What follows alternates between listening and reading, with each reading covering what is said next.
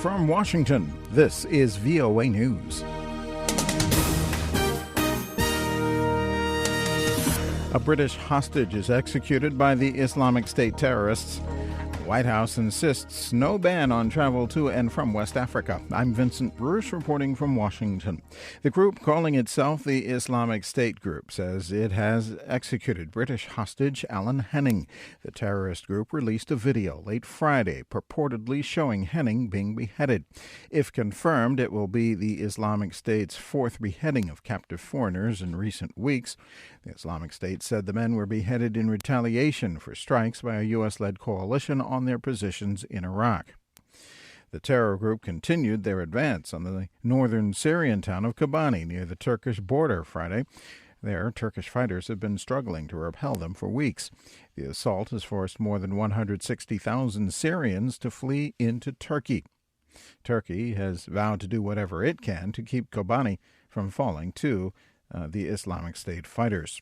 Also, Australia's cabinet Friday approved airstrikes and the deployment of special forces to fight against Islamic State fighters in Iraq. The White House says that a ban on travel to Ebola-affected countries in West Africa would be counterproductive.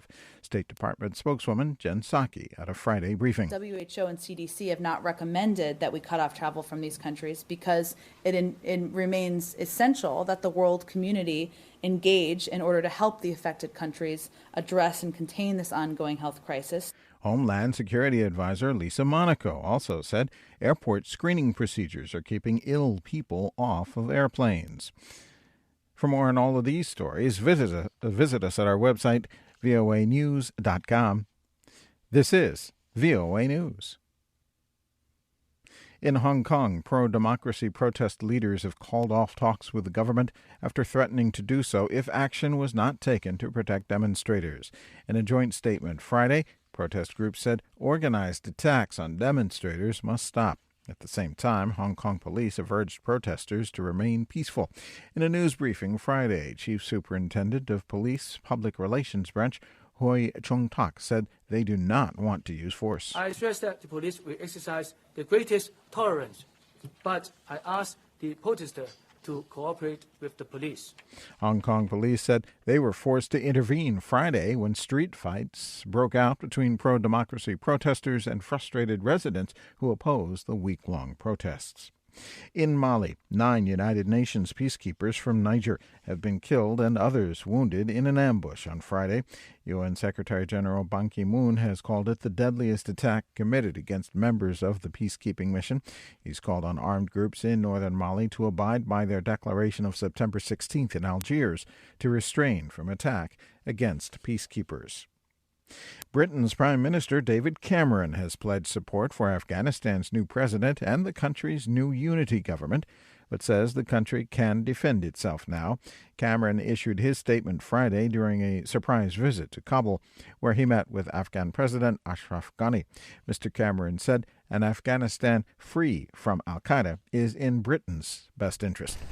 Now, Britain has paid a heavy price for helping to bring stability to this country.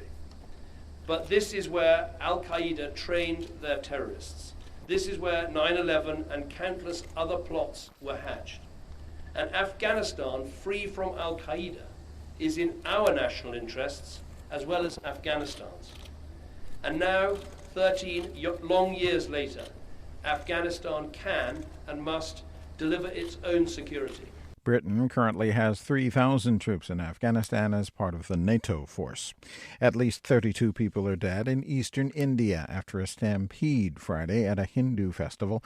Bihar state officials say the stampede occurred in the state capital of Patna as groups were leaving the festival, known as Dussehra. It's unclear what triggered the panic. U.S. unemployment rate fell to a 6-year low of 5.9% in September. The report Friday from the Labor Department also says the economy had a net gain of 248,000 jobs, both figures stronger than most economists had predicted.